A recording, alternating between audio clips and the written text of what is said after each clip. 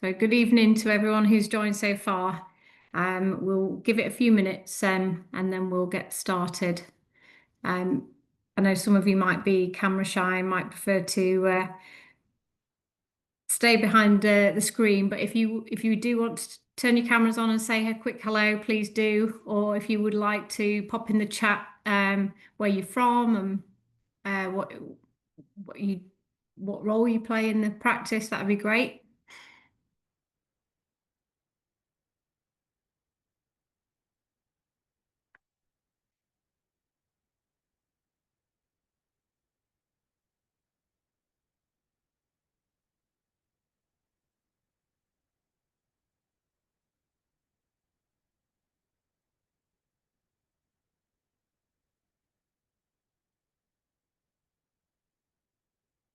Would you like to get the beginning of the slides up, Cesar, and we can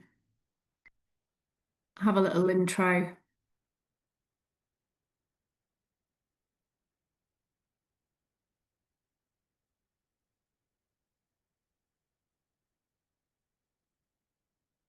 Welcome, Thomas. Thank you for joining. Being brave enough to pop it in the chat.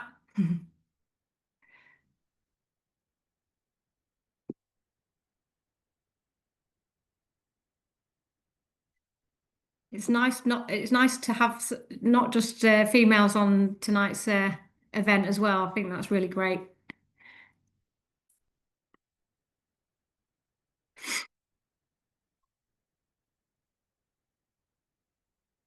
So I guess I'll kind of just someone's trying to settle their toddler, struggling with the mic and camera, but that's great. Don't worry about it. We as long as you can hear me and feel free to join in and interact with us as we go along. So just a little introduction about the female dentist. It is a place where we want to be a supportive community, empower people. We've got a wealth of knowledge and experience on our board. We've also got some fantastic ambassadors, one of which is here this evening. And it's really a place just to connect and support and inspire each other. And so those of you who have not become a member yet, a lot of the things that we're going to be doing at the beginning, we wanted to be inclusive and let everyone come along to dip their toe into it, to be, see what it's about. And I know that as we kind of evolve, a lot of the tiffins and the webinars and the events that we do will be members only based. And so it's a great time to join if you're thinking about it as we plan our calendar for 2026. So we've got a great mentorship support network with our experts. We're going to be doing group mentoring, one-to-one mentoring, and it's for less than £1 a day. It's not a bad investment. So please join us. If you want to move on, Cesar. So yes, tonight our speaker is going to recharge our batteries and teach us how to shift from burnout to balance. And that's all through compassionate dentistry. So it is a pleasure to welcome Aditi to us with us this evening, and I'll let you take it from here. Thank you. Thank you so much, Becky. Thank you, the female editors. I'm just going to get my slides up and then we can get the ball rolling. Amazing. Amazing. Hi, everybody. Welcome this evening. Thank you so much, the female dentists, Becky, Cesar, the whole team who's been amazing. Thank you for having me. Thank you, all of you who've joined me this evening. I understand we all live busy lives, so thank you very much. Today, we're going to be talking about compassion-focused dentistry and how it can help you prevent burnout and really preserve the passion you hold so much for the career that you are in.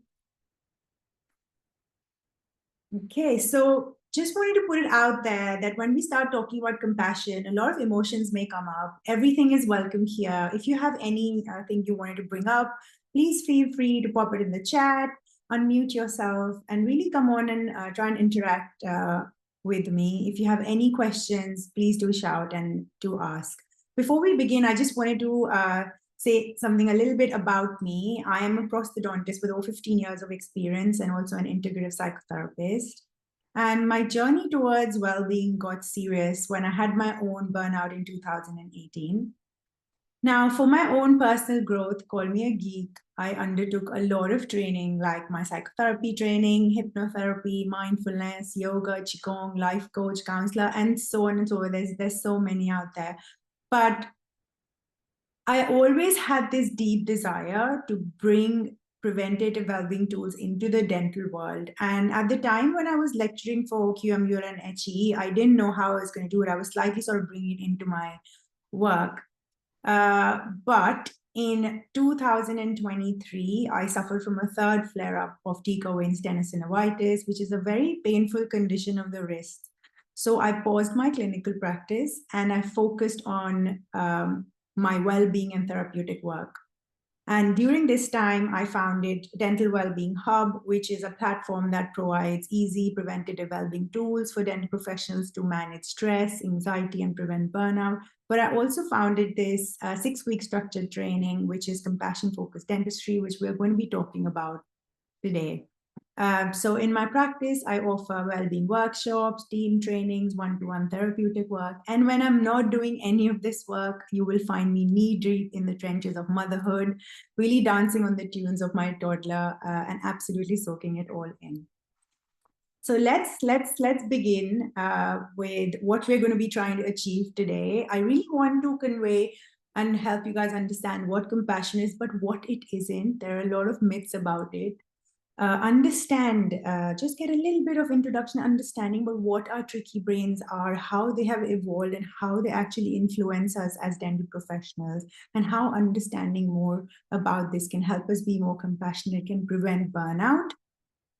Understanding the 3 motive systems, the emotional systems that again run us as human beings, as dental professionals, and explore and understand what thread-based drive and working is. We're gonna talk about all of this. And I really want you to gain something from today, and that would be a practice that we will all do together at the end of the session that you can take back home with you and start doing this at home. So let's start right at the beginning with the background. How did this CFT come about? It takes its origins from Compassion Focused Therapy, which was founded by Professor Paul Gilbert, who is an experienced psychotherapist, and he mainly worked with CBT, which is a very well-known branch of therapy. And he saw in his patients that a lot of them understood what was going on, but they didn't really feel the emotions until he actually connected them to compassion. And this is where it takes its origins. And compassion-focused staff support, which again takes its roots from compassion-focused therapy, is a program that runs within NHS trusts by Dr. Kate Lucre, who is my mentor and has hugely influenced the program Compassion-Focused Dentistry. So thank you to my 2 mentors as well. So what is CFD? It's an approach that integrates principles of compassion into dental professionals. And the aim is to really promote well-being, reduce burnout, create a healthier work environment. And it helps by having an understanding of how our brains have developed over the years, how we can build skills of compassion in all 3 flows. And it also helps in responding to shame, self-criticism, perfectionism, something, unfortunately, we struggle with as a profession. So what is compassion? Now, when I start talking about compassion, a lot of people go, no, thank you. That can make me look weak. That can make me, that won't make me motivated. So let's try to understand and connect with this compassion, okay? So it's defined as a sensitivity to suffering in you and others, coupled with a commitment to alleviate it. Now, this definition has 2 key components: the ability to acknowledge and engage with that suffering rather than avoiding and suppressing it, and the skills to take effective actions in response to this suffering. So let's really try to tap into this emotion. I really want you to go along with the next bit. So imagine that you've had, a really busy week, and now it's the weekend. You're at home with a nice hot cup of coffee or tea, and you're watching your favorite show on Netflix.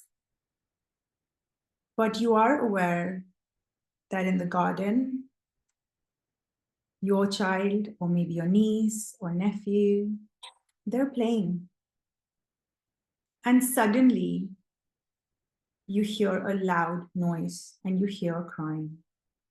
You leave your show, you get up, and you run towards the garden to have a look. And you see the child quite distressed. So what do?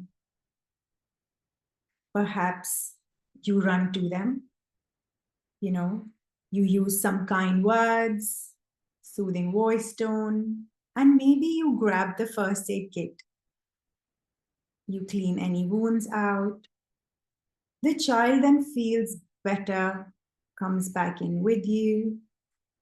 Yeah, feeling all better. And you go back to watching your show. You go back to enjoying that nice cup of hot drink that you had made for yourself. And, go back to that show. The child is now playing indoors, but they're safe, they're okay. But you suddenly notice that they are now taking a fork and running towards an electric socket. So what do you do now? Do you do what you did in the first instance? Use a compassionate, kind voice? No. You are likely to be loud, run, maybe even use a shocking voice tone and move them away from danger. Right? You're probably going to just grab hold of them and just pull them away, or you're going to come in between the socket and the child. Now, even though this looks different from the first instance, where you used a very empathetic tone, you got the first aid kit, this is still compassion. In both situations, you are caring, you are wise, and you have a caring commitment. So compassion can really look different in different situations. Let's take a few more examples. When you went to work during COVID with all of those respirators, those masks, leaving your family at home, worrying, maybe even worrying that, you might catch something and bring it back home with you. You worked with compassion. You carried the qualities of compassion within you for your patients, for your work. When a firefighter goes towards a burning building, they know that there's danger again, but they show courage, they show compassion, and they go into that burning building. So with these two examples, it's pretty clear that to be a compassionate person, to show compassion, you need courage, which is opposite of what people think compassion is all about. You need so much courage. You needed courage to go to work during COVID. Maybe even you still do now. And the firefighter needs a lot of courage to compassionately carry out their job.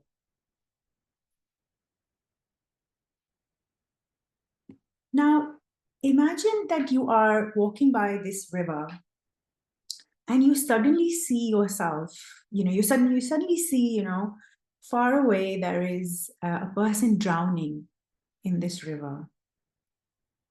So because you're a courageous, compassionate person, you run towards this river, you jump in. But just as you're jumping in, you realize that you don't know how to swim. So now we have two people drowning. Now that would not be very wise, isn't it? So in order to take action, Compassion requires wisdom, just like how it would require wisdom of you knowing what correct tools to use for which procedure. You wouldn't pick up the wrong drill. So to be compassionate, you require wisdom, you require knowledge. So compassion is not weak. It's not selfish. It's not indulgent. It's not going to make you less motivated. In fact, courage and wisdom are often key to be a compassionate person, to bring in compassion. Now, there is no doubt that you all are compassionate individuals already because you are so caring towards your patients. But let's look at these flows of compassion and why this program, this Compassion Focused Dentistry, is so important. Is because we are so good as dental professionals in offering compassion to others, which is just one flow. The second flow is receiving compassion from someone else, which we may not be, maybe not very good with, right?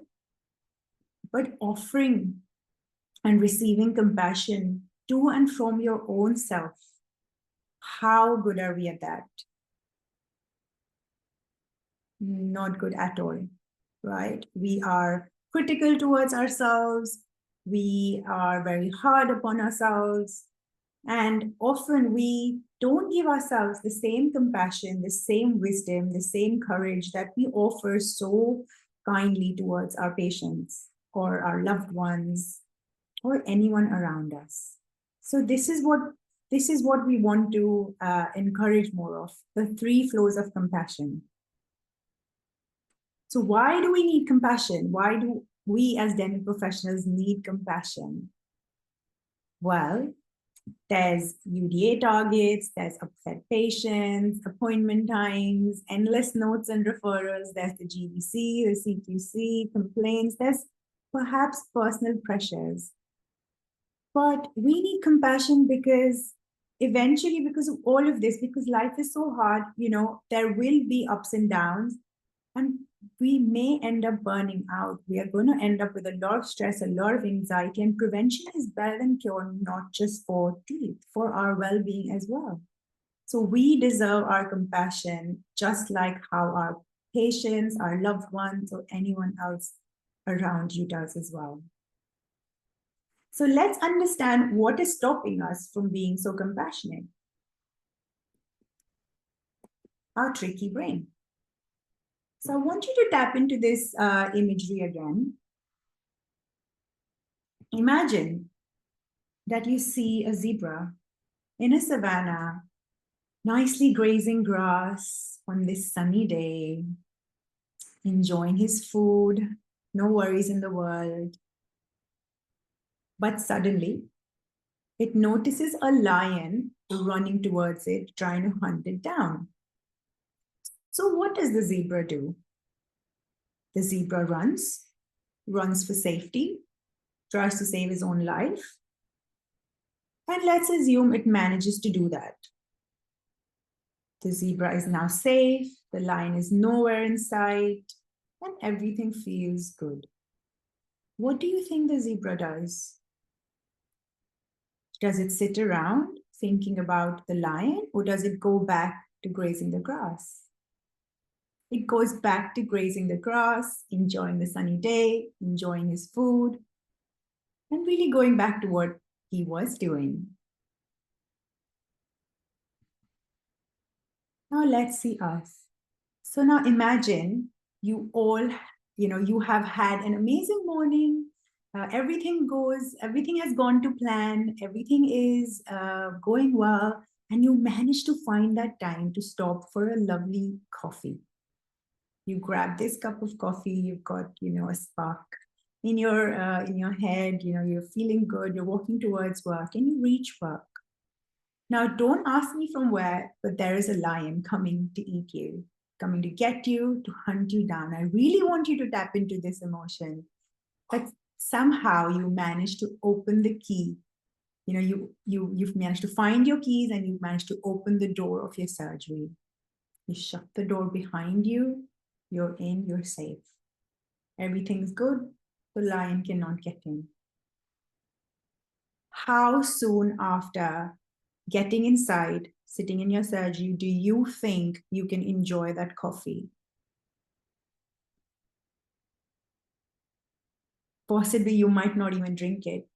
Your brain will go into the what ifs, the what could have happened, what if it happens again?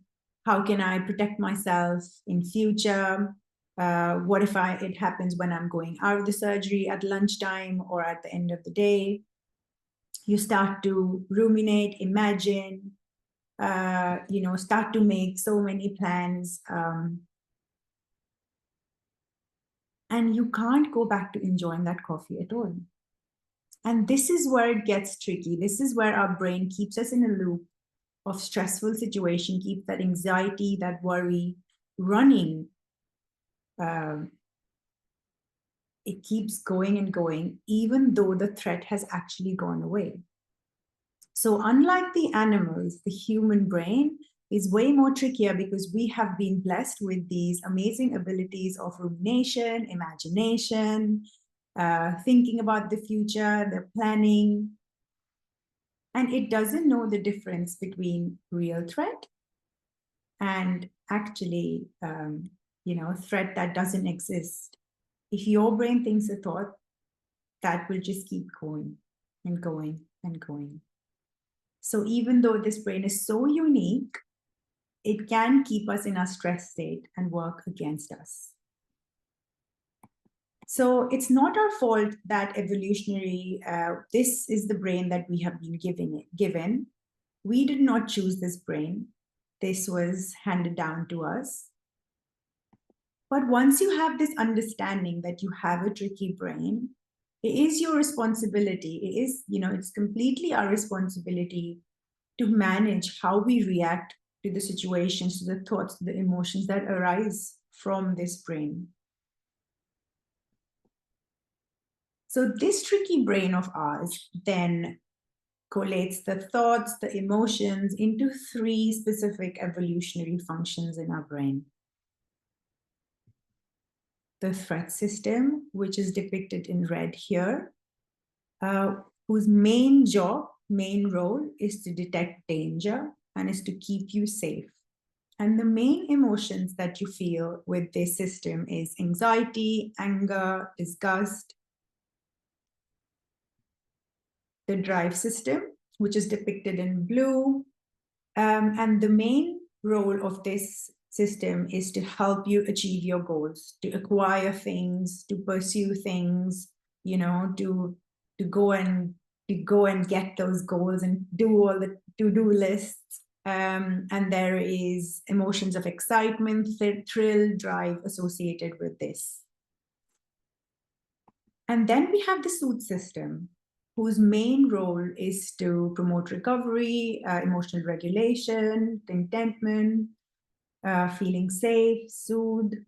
These are some of the emotions that are involved with the soothe system. So let's together try and experience these 3 systems and how they actually come about in our bodies, because all of them have a mind-body correlation. How you feel in your mind will show up in your body. And the threat and the drive system are very, very, very much, they're very activating. They activate the sympathetic nervous system, whereas the soothe system is very deactivating and it works on the parasympathetic nervous system. So let's tap into this image here. Let's just connect with the image. And imagine yourself that you're walking home alone after a lovely meal out with your friends. You've had an amazing time, but now you're walking all alone. It's dark. It doesn't feel dangerous right now. It feels good. You're walking, you've had a good time. But suddenly, through this dark alleyway, you hear some footsteps coming behind you. These footsteps are fast approaching you. And what do you feel in your body? Does your guard come up? Does your chest maybe feel different? Do you feel scared, anxious? What images are going through your head? Maybe you're imagining a knife. Maybe you're imagining getting mugged. How do you respond? Do you start to walk faster? Maybe try to change the route? That is the threat system getting activated. Now imagine and connect with this image. Imagine that you are this child who's watching all his friends playing together on the playground, and he's left behind. So what do you think this child, or you as the child, feels in their body?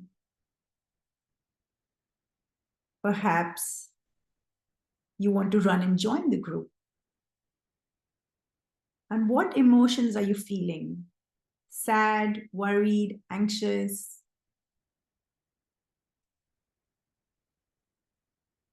Now let's take another example. Imagine that you have, managed to grab that amazing cup of coffee. No lion is coming towards you. You've had an amazing morning. Everything's gone to plan. You're walking to work, and your reception calls you and says, there's an upset patient on the other line, wants to speak to you. This patient is very upset, very angry, is using a very harsh tone, is demanding to see you right now, is threatening to complain. And everything starts to feel a bit more, upsetting. So what do you think this feels like in your body? Do you feel maybe your breath has become shorter and faster? Does your chest feel a little bit heavier? Do emotions of sadness, worry, anger, do you feel they arise in this situation? So this is how the threat system can be activated, and it can show up in many different ways. It doesn't have to be actual threat to life. Our brain doesn't know the difference between life-threatening or other threats. All threats are the same, and the response is same as well. Now let's connect to the drive system. So imagine, you have worked so hard, 5 years of studying, being in dental school or in your hygiene training. You've done all of this hard work to achieve this degree of yours to be a dental professional. You feel excited. How does this excitement show up in your body? Maybe you have an outer body experience. You're like, yes, I've done it. I can go ahead and, I can do so much more with my life now. Everything feels hopeful, joy, filled with lots of joy and happiness. Now, imagine that you have put all of this knowledge into use. You have planned an amazing case, and you've delivered excellent treatment to your patient, who is very, very happy with the results. Everything's looking positive, everything's looking joyful. What does that feel like in your body? Does that feel, maybe you have this rush of emotions of excitement, joy, and yes, I've done it. You feel your breaths may become a little bit faster, but in a good way. It feels good. You feel pumped. Now, this is your drive system getting activated. But I now want you to imagine working after you get that phone call, after you have an activated threat system. So you're probably driving to serve your patient. You're doing your best. you're achieving, you're serving, you're ticking all the boxes. But the main motivation, the main drive is coming from a space of threat, that something bad is going to happen. I might get a complaint, I'm running short of time. And, the list just goes on and on and on. So when we drive from our threat system, when we're in the fear of the system, the UDA targets, the avoiding of complaints, trying to stay perfect in everything that we do in our records, trying to avoid, anything that could potentially go wrong. We go and we learn more things. We want to make more money. We want a good quality of life. We want to serve our patients the best way possible. Most of us function in this way, running, achieving from a space of threat. This is called the threat-based drive. And running and achieving long-term in this state is going to lead us towards burnout. So what can we do? Remember, there was a third unit there as well, the soothe system, which is almost non-negligible in most of us, because we wait for the weekend to activate it. We wait for, maybe a holiday, maybe something special, to let it get activated, to let it come on the surface. And we keep running, we keep going to and fro in this threat-based drive. So let's try to connect with what that soothe system actually feels like. Imagine that you're going, on this beautiful walk. You're on the top of this mountain, and you see this beautiful sunrise. You feel cold, fresh air on your face. You can maybe hear the birds chirping in the background. Everything feels very peaceful, very calming. So what does this feel like in your body? Perhaps just while looking at the image or thinking about this imagery, your breath has slowed down. Maybe the emotions of rest, calmness, like this, this feels good. Maybe those emotions are arising. And this is what the soothe system activated looks like. So what do we need? We need a balanced system. We don't want to be running in threat and drive. We want all of these three systems to be balanced. We don't want to get rid of threat because it keeps us safe. Evolutionary, it's there to keep us alive. It has a purpose and a function. But what we do want is, we want to cultivate a drive which is coming from a place of calmness, coming from a place of soothe, not fear. And the way we can do that is by cultivating a compassionate mind. Now, our brain has a bias of looking for danger. That's just how it functions. It looks at the negatives, it looks at the danger. But we have to take effort, take small, concrete steps towards building this compassionate mind so it can balance that bias out. So why self-compassion? Well, because life is hard. Being a human being is hard. Being a human being with a tricky brain is very hard. Working, in this threat-based drive is really hard. So we need our self-compassion. We need compassion from our own selves. We need that compassion flowing not just outwards towards our patients, towards our loved ones. We also need it from our own selves. But how? So in the structured 6-week program, we go through this entire process. We understand the evolution a lot more deeper. We then go on to phases where we do a lot of exercises, a lot of resources that you can take back and build up this, this compassionate mind slowly, steadily, because it's hard work, but so worth it. So the way we do this is with breath. We do this with imagery. We do this with creative writing, with music, with compassionate smells, and so much more. So today, we're going to be connecting with one of the practices, which will be all about using our mind as the spotlight. Because wherever the mind focuses, that emotion, that area expands and really comes into our awareness. So I really want to invite you guys now for the next 10 minutes or so to tap into this practice, really get comfortable, and come along. Just, I just invite you now to get settled in. And gently just closing those eyes, just letting them rest a bit here.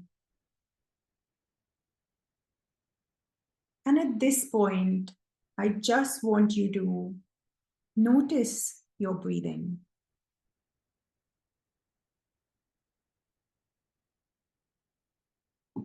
I don't want you to change in any way. Let the breathing flow. Just notice the breath in the here and now. The coolness when you're inhaling, and its warmth when you're exhaling.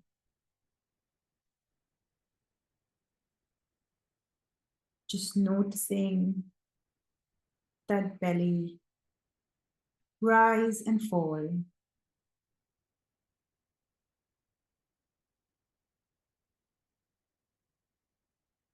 Now imagining your mind to be like a spotlight, just like in a theater, a bright, yellow, beautifully glowing spotlight.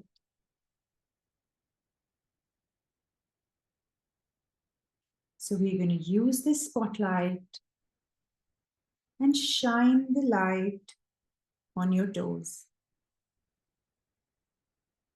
on your feet, on your ankles.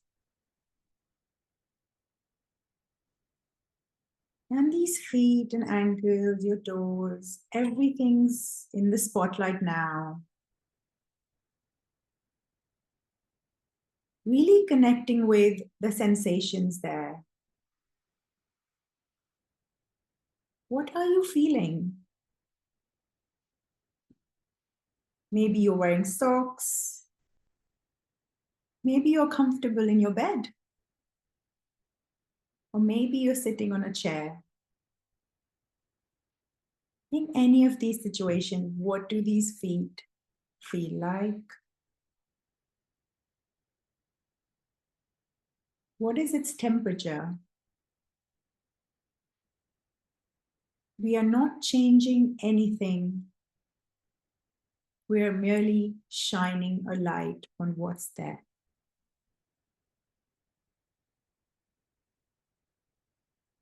Now, slowly and gently, moving the spotlight of your mind to your legs, to your calf muscles, to your knees, to the back of your thighs, the front of your thighs, the main here now. In the spotlight is your legs. So what do you feel here? What sensations are arising?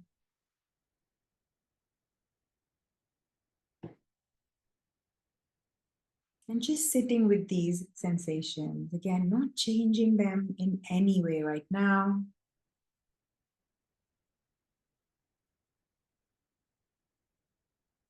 Maybe they feel a bit tired from standing all day.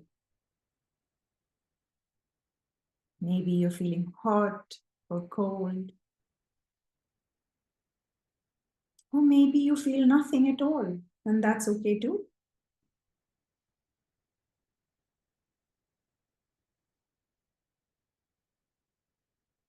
Thanking the spotlight and now moving it towards your hands, both your hands.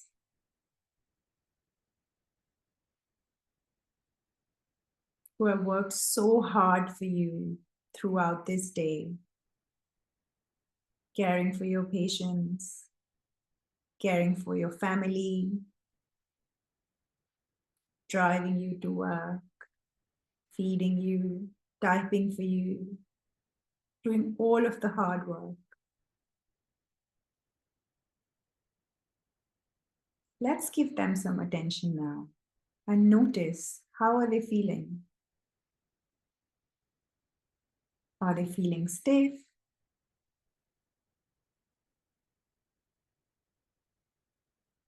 Are they feeling cold? Warm? Where are they resting right now? Wherever they are, how does your hand feel? How does the surface feel? How do your hands feel?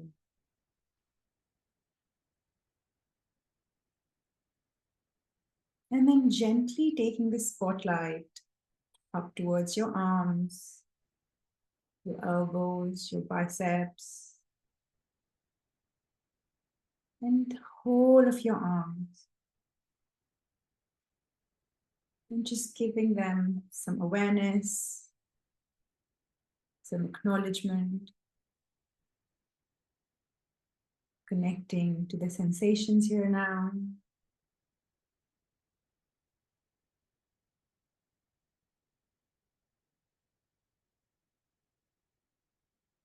Maybe you don't feel anything at all, and that's okay. And if the spotlight of your mind has shifted away from your body to somewhere else, just gently remind it to come back.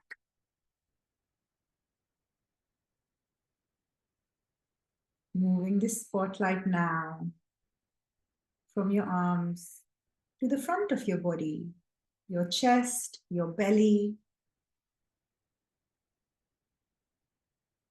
and really noticing it. Perhaps you can feel the rise and fall of your breath. Maybe you can feel your top, your jumper. Maybe you feel cold. Maybe you just feel a bit heavy. See what feels in your body. What is coming up? What's there? Maybe there is an emotion from the day that's coming up.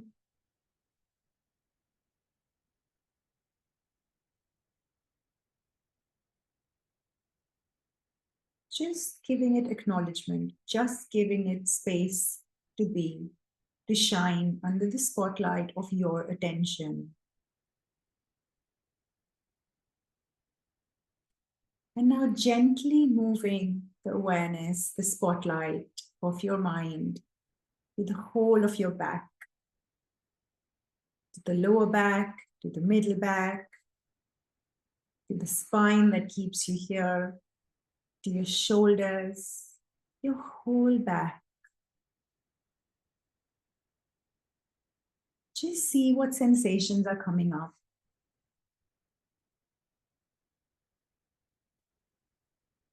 Does it feel a bit stiff? Does it feel a bit achy? From all of that bending over patience, working hard. Do your shoulders feel a bit stiff? Or do they feel very relaxed?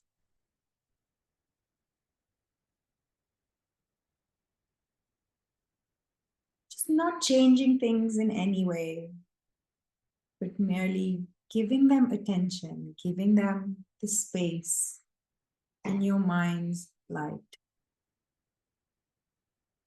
Just acknowledging your body, your back.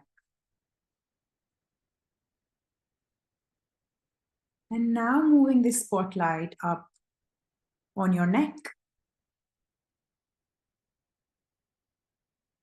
Perhaps it feels a bit stiff. Maybe feels relaxed. Maybe you feel cold there. Maybe you can feel your hair around it, or a jumper. What can you feel around your neck? What are the muscles saying? What's the skin saying? What's the front of your throat saying? Are there emotions that are coming up? Is there something that you've been holding back? Just shining a light on those emotions, those sensations, and giving them the acknowledgement. And if you feel nothing, that's okay too. And now, gently moving the spotlight up to your face and your head, noticing the tiny muscles around your eyes, your mouth, your cheeks, the muscles in your jaw. Maybe they're feeling a bit stiff, you're clenched. Just feeling what you're feeling on top of your head, the back of your head, just the whole face and neck. Maybe you want to allow yourself to unclench, acknowledge, and just really giving yourself, your face, your head, that intention, that awareness. And now really zooming out, out, out, out, the mind spotlight, making it bigger, bigger, bigger, bigger, big enough so it encompasses your entire body, your body that has worked so hard for you, that continues to work hard for you. Let's give the spotlight to your whole body, from your toes to the top of your head. Let's just give it all the attention. And maybe bringing in some gratitude for yourself, some compassion for yourself, and allowing that flow towards you, from you. Feeling your chest, your heart expanding because of all the compassion that you're giving yourself.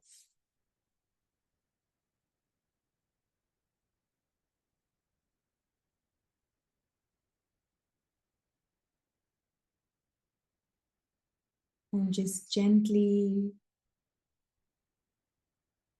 feeling fueled with this compassion,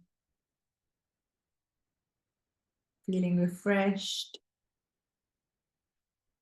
just by giving awareness in the spotlight of your mind to your entire body, to your entire being, to you. And just taking a deep breath in for me into your belly and out through your mouth. And another one in through your nose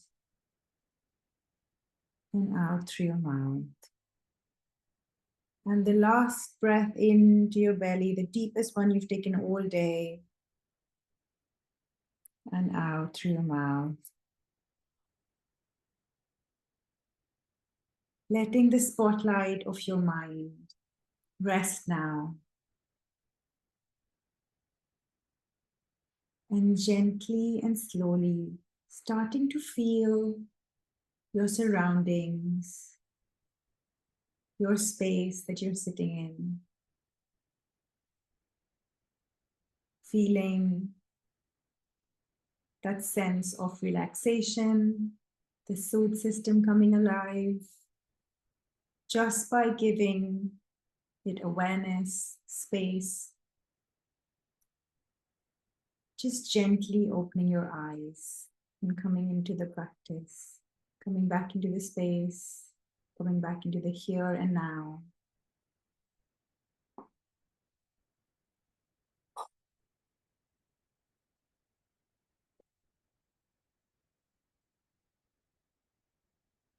So I can't see anybody, but I am hoping that everybody's back into the space, back into the now. And if anybody at this point wants to share with me how they felt, what their experiences were, please feel free to unmute yourself or pop it in the chat. If you had any thoughts after this practice, if you're feeling way too relaxed and completely soothed out, I completely understand. Okay. So my final message to you all is that we're just finding ourselves here doing the best that we can. We're all human beings. We're shaped by this tricky brain, you know, the experiences at work and at home. And it's really not our fault that we evolved this way, but it is our responsibility now that this is what we've been given, that we navigate this. And compassion is really the antidote, not the part, part of cost of caring. So making compassion concrete, taking small steps, connecting to your breath, asking yourself, what system are you operating in? Are you operating in threat? Maybe do you need to take a minute to activate your soothe system? And we, there's lots of tools, tips, techniques that I share with you all in the Dental Wellbeing Hub about how we can keep this soothe system activated, how we don't have to wait for a vacation or the weekend or something special for this to happen, taking small, concrete steps, and we start feeling the ripple effect. So I hope that was beneficial, that was helpful for everybody. I hope the practice got something to you all. These are just some of my details. There is a Facebook group, the Dental Wellbeing Hub. We're also on Instagram. There's a website coming up soon with all of the resources. I'm also on all of the socials, Instagram, LinkedIn. I have a website. And if you'd like to stay connected, to continue this journey of practicing more compassion towards yourself and being the best version of yourself as a dental professional, come join me. I really, really want to thank the female dentists, Becky, Cesar, who've just been so amazing in helping me organize this. It's just so refreshing to be able to put this out there in the real world. It's so nice. So thank you guys. If anybody has any questions at this point, please, please, please shout. I have, thank you guys. Thank you so much. That was just wonderful. And I think we're all feeling a little bit more zen now. I'll speak on behalf of everybody if they're not willing to come on camera.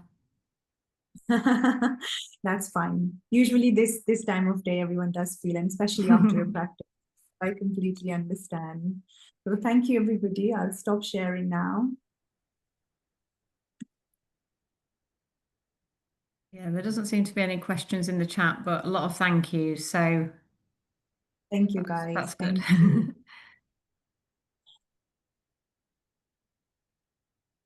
That's Okay. amazing.